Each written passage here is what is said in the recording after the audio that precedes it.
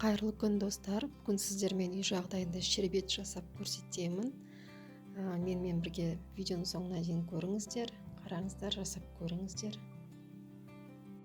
Бұл рецепттің жасалу жолы оңай әрі жеңіл.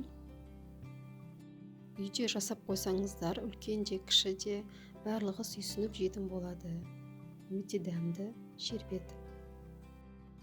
Видео рецепті соңына дейін қарап, менің каналыма тіркелуді ұмытпаңыздар, және де пікір қалдырып кетуді сұраймын.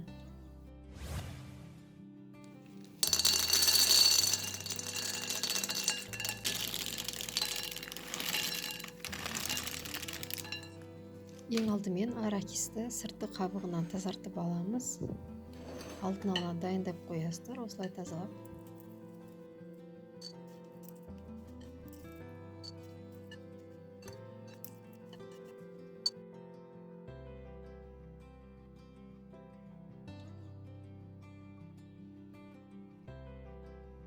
Әрмен қарай ыдысымызға қантымызды саламыз, және де үстіне сүт құямыз.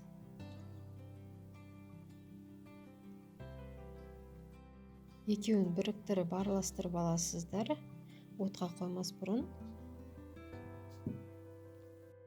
Содан соң орташа отта сүт пен қантты қайнатып аласыздар. Бір қайнағаннан кейін астын баяу отта қойып, жарты сағат бойы қайнау керек.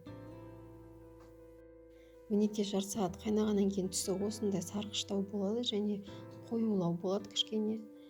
Одан кейін қоңырқай түс беру үшін осы кішкене қантымызды ерітіп аламыз. Қоңыр түске боялады. Жаңағы сұйық массамызға осы ерітілген қантымызды құйып, жиі араластырып тұрып, түсін өзгертеміз. Сол кезде шербетімізді осындай қоңыр түс пайда болатын осыдан. Және де жаңа арахисті осы үстіне салып араластырамыз. Оттың астын өшірмеңіздер. Одан кейін үстіне осыны сары майды салып араластырып, 5-10 минутта ерітіп аласыздар.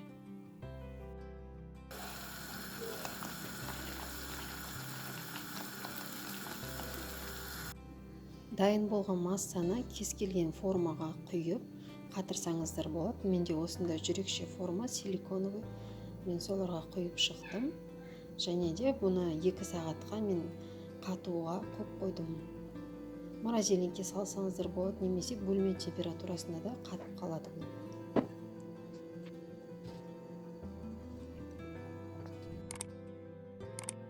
Мінекей 2 сағаттың ішінде толықтай қатты формамыздан шығарып алдым. Өте керемет әдемі формада болды. Дастарханға қойғанға өте керемет. Қонақтарыңызға да жасап берсеңіздер болады. Балаларыңыз да сүйсініп жейді. Міндетті түрде жасап көріңіздер. Сіздермен бөліскен видео рецепт ұнаған болса, пікір жазып, лайк басып қойсаңыздар.